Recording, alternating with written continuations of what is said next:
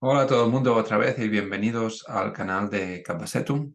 Hoy haremos un vídeo breve reaccionando a un fragmento de texto en vez de reaccionar a un vídeo como se hace normalmente en YouTube. Reaccionaremos o al menos leeremos de una forma más o menos crítica un pasaje o una cita que proviene de este libro. La cita no es del propio libro, sino una cita que se encuentra en este libro titulado La creación del yo. Es un libro que no conozco, pero que mi padre estaba leyendo y me pasó la cita y la pregunta en cuestión. Y este libro, pues, es un libro de neurociencia, por lo que veo, de Anil Seth, La creación del yo, una nueva ciencia de la conciencia. Es este tema que está ya desde hace tantos años más o menos de moda. Supongo que es sobre, bueno, si leemos, por muy transparente que pueda parecernos la evidencia de nuestro yo, de ser uno mismo, no hay nada más complejo que la conciencia, producto del trabajo conjunto de miles de millones de neuronas que hacen que experimentemos la realidad en primera persona. Bueno, aquí ya, si antes de empezar a analizar la cita del libro, la pregunta sobre aquella cita era cómo se entendería este tipo de discurso, digamos, porque este es un tipo de discurso al que estamos muy acostumbrados. ¿Cómo se entendería o cómo se podría analizar de una forma crítica, analítica, desde la filosofía Theravada, del budismo Theravada? Digamos, desde el Abhidhamma del Theravada, para ser más concretos, no desde el budismo en general, aunque me consta que en muchas escuelas budistas también se aceptaría una crítica similar. Para mí, algo que es interesante es observar cómo en textos de ciencia o de divulgación científica hay muchas ideas que se dan por sentadas, cuando en el caso de la creación del yo, pues obviamente se trata de triturar o de intentar hacer una crítica de lo que generalmente o convencionalmente se entiende como el yo, como la primera persona, como el sujeto que experimenta la realidad. Es curioso como aquí, por ejemplo, lo que se intenta discutir es qué es exactamente este yo, si existe o no existe, pero no se discute, por ejemplo, la realidad. Aquí lo que encontraríamos es decir, el yo que experimenta la realidad es realmente, yo qué sé, como creerían muchos cristianos, un alma que tiene entendimiento y lo demás, o que tiene ciertos atributos para comprender, o realmente no hay un sujeto que comprenda la realidad, sino que es un trabajo que hacen pues estos millones de neuronas conjuntamente. Claro, lo primero que cabría destacar desde la perspectiva de la Abhidhamma es que esta realidad que se experimenta no es diferente de la propia experiencia. Es decir, la pregunta sería si existe otra experiencia que no sea la realidad, o si existe otra realidad que no sea la experiencia. Dicho de forma más simple, si experiencia y realidad son la misma cosa o no, o de qué estamos hablando. Por ejemplo, para traducir la palabra experiencia, bueno, es un concepto muy difícil, incluso en nuestra lengua, definir lo que es una experiencia es difícil. Si lo intentamos traducir al sánscrito o al pali, el verbo que normalmente se utiliza para experimentar es anubhavati, que literalmente significa seguir deviniendo, seguir existiendo o reexistir, ir existiendo, ah, ir existiendo de forma continua. Esto es experimentar. Y es un verbo que es transitivo, se experimenta algo, pero a veces sí que tiene este sentido epistemológico de experimentar un objeto, pero no siempre. Muchas veces el verbo que se utiliza para hablar de la experiencia es el verbo upalabhati, que significa obtener. Se obtiene un dato de la experiencia. Lo que pasa es que muchas veces este verbo se utiliza de forma impersonal, obviamente, porque la experiencia es algo que sucede, no es que haya un experimentador experimentando algo. Bueno, seguimos. Suponiendo que existe una realidad allí fuera, que alguien experimenta, alguien o algo experimenta, pues esta primera persona se analiza, dice, y elaboraremos, que experimentemos esta realidad en primera persona y elaboremos en nuestra mente Ya, claro, el problema es siempre salir de estos patrones, porque ya incluso intentando explicar que esta primera persona es una ficción, no podemos dejar de pensar en nosotros mismos que elaboramos en nuestra mente, como si nosotros y la mente fuéramos algo diferente, una interpretación del mundo que habitamos. Este mundo, pues aquí se da por supuesto como si fuera algo que existe separado del sujeto que experimenta, cosa que en el Abhidhamma, por ejemplo, pues no se aceptaría de entrada. No existe un mundo ah, que se pueda conocer sin que exista también un sujeto o una mente que lo esté conociendo y una serie de circunstancias. Y dice, porque el mundo tal y como lo percibimos es eso, una interpretación o en palabras de Anilset, una suerte de alucinación controlada. Aquí no se sabe muy bien si, aparte de este mundo que es una alucinación controlada, pues existe otro mundo que nunca conoceremos, que es la realidad en sí, que está más allá del conocimiento humano. También hay un problema con la cuestión de la alucinación. Está muy bien como metáfora, pero para que la palabra alucinación tenga sentido, pues hace falta que exista su contrario. Es decir, una alucinación tiene sentido si puede existir una experiencia que no sea alucinatoria. Pero si al final toda nuestra experiencia es una alucinación, pues entonces nada es una alucinación. Si todo lo es, nada lo es, porque la realidad es esta, llámese alucinación, llámese realidad, pues no pasa nada. Es toda una alucinación, pero es una alucinación real.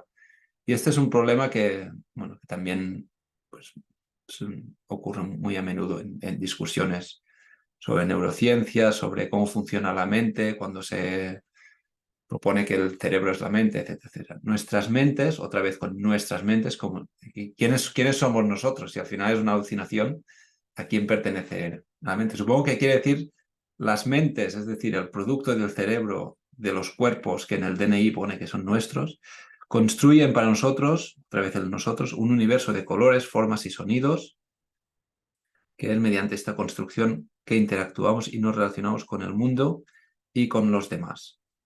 Claro, si los demás también son experiencias alucinatorias, al final no sabemos exactamente cómo sabemos que existen. ¿Puede medirse el grado de conciencia como hacemos? Bien, y aquí seguiríamos con tropecientos problemas secundarios, pero vamos al fragmento que tenemos que comentar en pues poco tiempo. Intentaremos hacer el vídeo breve, ir al grano si se puede.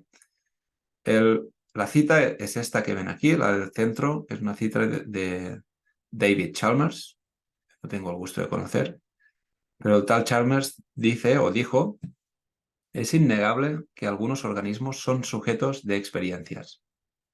Bueno, innegable no, yo lo niego. Bueno, se puede decir, supongo, se puede decir que algunos organismos son sujetos de experiencias, es una forma de decir, depende de lo que signifique esto, pero bueno, ya de entrada ya es un problema. ¿Qué significa que un organismo sea sujeto de experiencia? ¿Qué significa que hay un...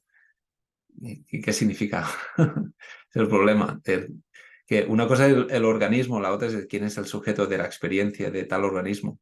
O sea que no se puede conocer. Pero la pregunta de cómo es que estos sistemas son sujetos de experiencias es complicada. A lo mejor aquí la palabra sujeto es un anglicismo y es que están sujetos a experiencias, es decir, tales organismos pues padecen situaciones, tienen experiencias, pues pueden tener frío, calor, etcétera, etcétera. Reaccionan ante el entorno, por lo tanto se entiende que pues algo deben sentir, por eso reaccionan, si no, no reaccionarían. Pero la pregunta de cómo es que estos sistemas son sujetos de experiencias es complicada. ¿Por qué cuando nuestros sistemas cognitivos proceden otra vez? Fíjense que aquí el supuesto es que los sistemas cognitivos pertenecen a nosotros. El problema es que cuando buscamos este nosotros más allá del sistema cognitivo no aparece en ninguna parte. Pues nuestros sistemas cognitivos proceden a procesar información visual y auditiva. Otra vez, la información visual no es una información que exista antes del propio proceso de procesarla. Y aquí se entiende, es como si existiera una información visual que nos llega, pero esto, por ejemplo, ya desde el Abhidhamma pues se negaría porque no es así. Lo que existe es una experiencia visual, que este sería el dato que se produce, pues yo que sé, cuando hay luz, cuando la mente está despierta, cuando hay una mente, una conciencia, cuando hay un objeto que sea susceptible de ser visto, etcétera, etcétera. Pues información visual y auditiva. Tenemos una experiencia visual o auditiva. Aquí en el Theravada seguramente en vez de decir información visual, se prefería decir un objeto visualizable, algo que pueda ser visto si existe también, pues eso, las condiciones de luz, del ojo, el órgano visual, la conciencia, etcétera, etcétera. Tenemos una experiencia visual auditiva, apreciamos la cualidad de azul oscuro, la sensación de un do central. No sé si es un anglicismo o qué es, un do central, o un do de pecho, o un do, tal cual, la nota do, la nota musical. Obviamente, pues nadie oye un do. Lo del do ya es una categoría que ponen los músicos, es una creación humana. Lo que se oye es un sonido y nosotros, pues una frecuencia concreta la llamamos do. ¿Cómo podemos explicar por qué hay algo como tener una imagen mental o como sentir una emoción? Claro, cuando se habla de imágenes mentales, normalmente se piensa como que existe una imagen que no sea mental.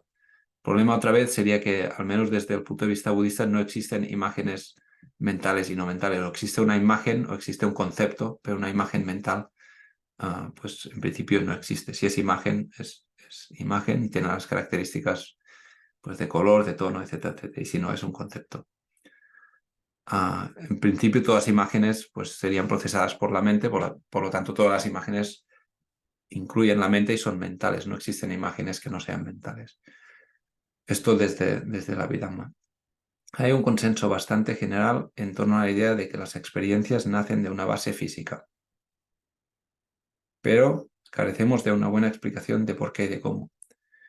Aquí, bueno, pues este es el supuesto diría que de la mayor parte de científicos, o al menos es el consenso científico que hemos recibido, es decir, que se podría estudiar el origen de la conciencia estudiando la base física, por eso se entiende lo que diríamos la base material, es decir, el cuerpo humano tangible de pues, nuestro cuerpo de carne y hueso, por decirlo de una forma más llana. Esto sería la base física y a partir de aquí, de lo físico, de lo material, pues podría surgir la conciencia. Lo que no se entiende muy bien es el cómo. Obviamente en el Abhidhamma Theravada, en el Abhidhamma budista, el Abhidharma, esto no es así. Igual que entendemos que ya se da por hecho que la realidad consiste o una parte de la realidad es material, es lo que aquí se diría la base física, también es una parte de la realidad dada la conciencia.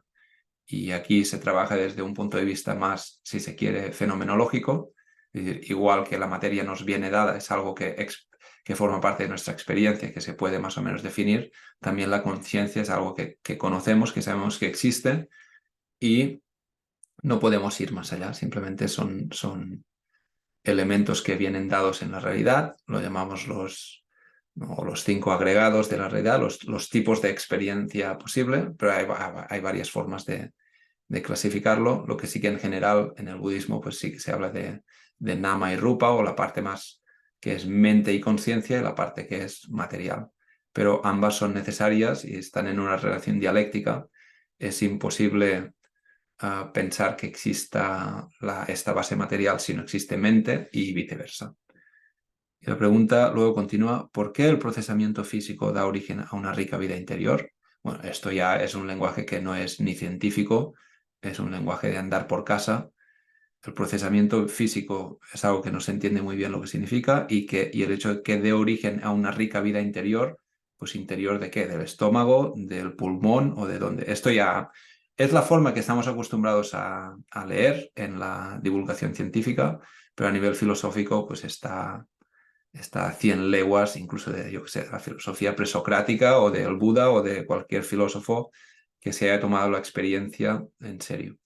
No parece objetivamente razonable que lo haga y sin embargo así es. Bueno, estos son presupuestos, cosas que se dan por sentadas Y este es, en general, a mi entender, uno de los problemas con la neurociencia de divulgación. No sé exactamente cómo funciona la historia en los laboratorios, cómo se puede conjugar lo que se observa en un laboratorio, lo que se observa pues viendo las reacciones eléctricas de un cerebro humano con conceptos e ideas tan complejas, pero que no dejan de ser conceptos e ideas como son el yo, la realidad, la experiencia, el mundo, etcétera, etcétera. Y aquí, pues, sí, volviendo a los suttas, el Buda tiene este famoso sutta sobre el mundo, que el mundo básicamente pues, es la experiencia que se da en los 5 sentidos o en la mente. Y no es que esto niegue la existencia de un mundo externo, un mundo objetivo, no se trata de eso, sino que simplemente es el mundo cognoscible, lo que nosotros conocemos, siempre se viene dado a través de estos sentidos, de los 5 sentidos orgánicos o corporales y de la mente. Entonces, las discusiones que encontramos en libros de divulgación de neurociencia y libros científicos, el problema es que no definen los términos, o al menos en lo que hemos leído se daban muchos términos por definidos, muchas categorías que son problemáticas se dan por definidas porque, bueno, todos entendemos que somos nosotros, que hay un yo que entiende y tal, todos tenemos nuestra mente, pero cuando, como hemos dicho antes, cuando se busca el dueño de la mente, pues no se encuentra en ningún sitio, cuando se busca el dueño de los sentidos no se encuentra en ningún sitio, y al final en lo que sí que estaríamos de acuerdo con la neurociencia es al menos en subrayar el problema, que es que precisamente cuando se busca quién es la persona que está experimentando, quién es este yo que utilizamos cuando hablamos de yo hago esto, digo lo otro, donde existe este yo, si existe realmente, es un proceso, pues diría que tanto la neurociencia como en el budismo pues aceptan que es una cuestión difícil y que este yo pues no es algo que esté dado de forma inmediata, sino que es una especie de proceso. Bien, hasta aquí el vídeo de hoy y ya seguiremos en otra ocasión. Muchas gracias y hasta la próxima.